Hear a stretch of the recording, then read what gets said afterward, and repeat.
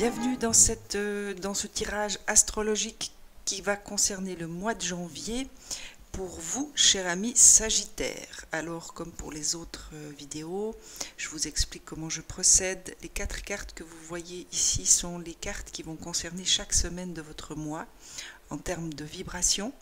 La carte centrale est la toile de fond vibratoire du mois de janvier pour vous, cher ami Sagittaire.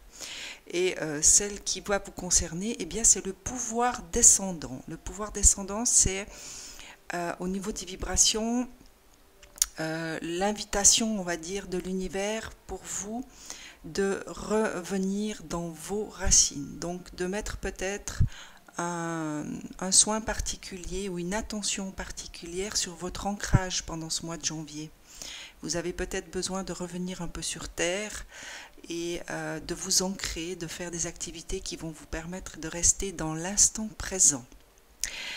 Pour la première semaine, on vient vous parler d'un monde à l'autre. Donc il y aura peut-être pour vous, amis Sagittaires, un besoin, une envie ou une nécessité aussi de changer de monde. Il y aura peut-être des ressentis qui vont vous pousser à quelque part, j'ai envie de dire, de changer de monde. Vous êtes peut-être dans des situations, dans des énergies actuellement qui ne vous conviennent plus, qui vous desservent, qui ne vous nourrissent plus et que vous avez besoin de transformer, de changer.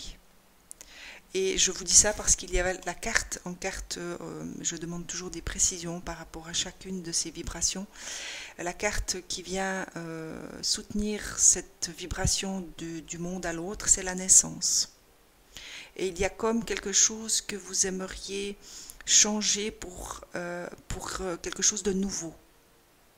Donc il y a peut-être un besoin de changer. Alors ça peut être un entourage, ça peut être le domicile, ça peut être la profession, ça peut être des habitudes alimentaires, ça peut être différents domaines de votre vie, mais la vibration, je dirais, qui supplante, c'est vraiment ce changement, ce désir de quelque chose de nouveau, d'une naissance. La deuxième semaine, au niveau des vibrations, on vous parle de protection éternelle et cette carte vient tout simplement vous rappeler que quoi qu'il arrive, quoi que vous choisissiez de faire et de changer dans votre vie, vous êtes protégé. La protection éternelle, c'est la conviction qu'il y a quelque chose qui est plus fort que vous, plus grand que vous et qui est là pour vous indiquer le chemin, dans la bienveillance et dans l'amour.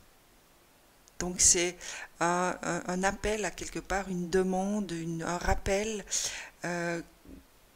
par rapport à une certaine foi, on va dire. Peut-être que certains d'entre vous ont perdu la foi en fonction des situations qu'ils ont eu à traverser ces derniers mois, ces dernières années. Et l'univers vous rappelle ici que quoi qu'il arrive, vous êtes protégé. Quoi qu'il arrive, si vous arrivez à reconnecter avec cette foi à l'intérieur de vous, eh bien, vous assurez la protection éternelle. Et il y a peut-être un changement au niveau spirituel qu'il est nécessaire d'amorcer. C'est ce que j'entends maintenant. Peut-être que certains d'entre vous sont on va dire, se sont fermés à une certaine forme de spiritualité et que là, les événements vont faire que vous allez avoir besoin de retrouver cette spiritualité. Puisqu'il y a la carte de la mutation, donc c'est une transformation, il y a quelque chose de l'ordre de la transformation. Vous avez la naissance ici et la mutation. Donc il y a un profond besoin de changement. Mais ce que j'entends et ce qu'on me donne ici, c'est peut-être au niveau spirituel également. Il y a peut-être quelque chose qui est en train de se passer dans votre vie. Vous avez peut-être rencontré des gens, vous avez peut-être eu l'occasion de lire certains livres qui vous ont profondément bouleversé, qui ont réveillé quelque chose en vous. Et peut-être qui vous ont fait peur. Et c'est peut-être pour ça que la carte de la protection éternelle s'adresse à vous pour vous rappeler que vous ne craignez rien, qu'il n'y a pas qu'il n'y a pas besoin d'avoir peur puisque vous êtes protégé. À partir du moment où vous allez écouter bien sûr votre cœur et la petite voix qui est à l'intérieur de vous. Et la 3e semaine, on parle encore de nourriture. Il y a véritablement quelque chose à rééquilibrer. Et j'ai vraiment ce sentiment que, alors il peut y avoir un rééquilibrage alimentaire à surveiller, on va dire, en tout cas à mettre votre attention sur ce rééquilibrage alimentaire. Mais ce que j'entends là et ce que je ressens, c'est vraiment au niveau spirituel, puisque en dernière semaine, c'est la connexion spirituelle. Et moi, j'ai vraiment ressenti dans ces 2 premières cartes cette connexion spirituelle. Vous avez peut-être eu des connaissances, vous avez eu des choses qui se sont passées et qui vous ont perturbé, bouleversé au niveau de votre propre spiritualité. Et aujourd'hui, il y a comme un appel en vous à changer justement de nourriture. Alors, ça peut être aussi de la nourriture spirituelle, justement. Peut-être que vous avez besoin de changer de nourriture au niveau de votre conception des choses, au niveau de ce que vous ressentez à l'intérieur de vous. Ici, il y a l'oméga, et l'oméga, c'est la fin. Ça peut être le début et la fin, mais c'est la fin ici. Pour moi, c'est vraiment... Oui, il y a vraiment quelque chose de l'ordre du changement dans la spiritualité, dans le côté... on va dire plus subtil des choses. Et c'est pour ça qu'en toile de fond, vous avez le pouvoir descendant qui va vous demander de vous ancrer, parce que lorsqu'on se lance dans une certaine, on va dire dans certaines démarches spirituelles, il est hyper important d'être ancré. D'où la carte de toile de fond du pouvoir descendant, donc de l'ancrage. De revenir dans votre instant présent.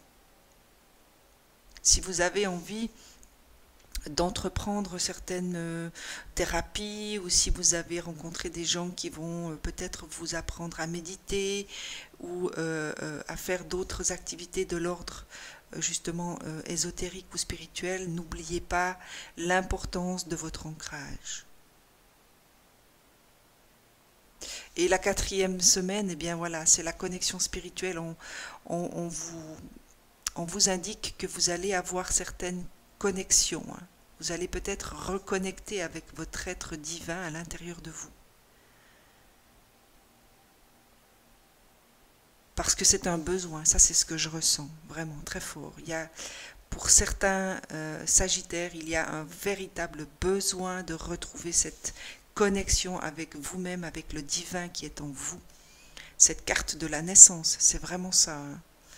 Et la carte, on va dire conseil de cette vibration de fin de mois, c'est le temps.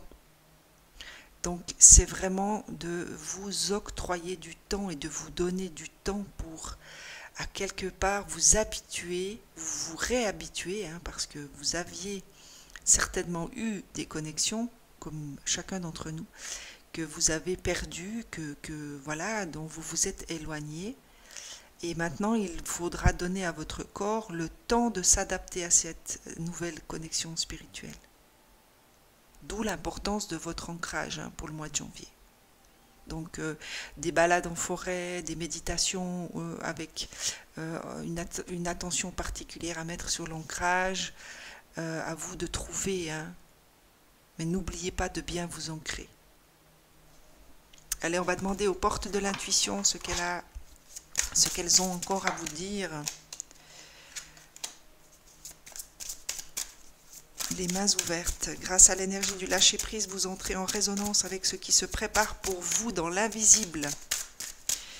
C'est assez magnifique quand même.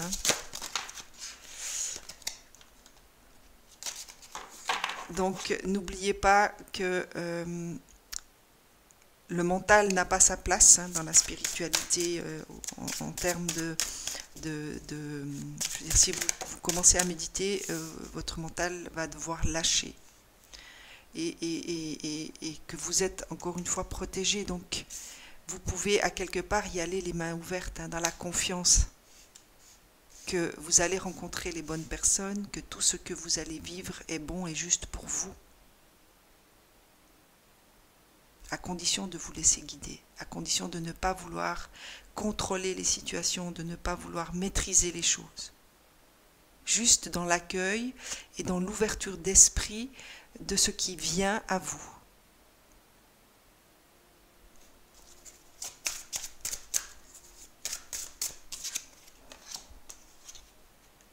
La fluidité, en dansant avec les situations difficiles, vous rencontrez les bonnes personnes et vous attirez de l'aide. Et bien voilà, encore une confirmation que vous allez rencontrer les bonnes personnes, que ce qui est bon et juste pour vous de vivre vous sera amené.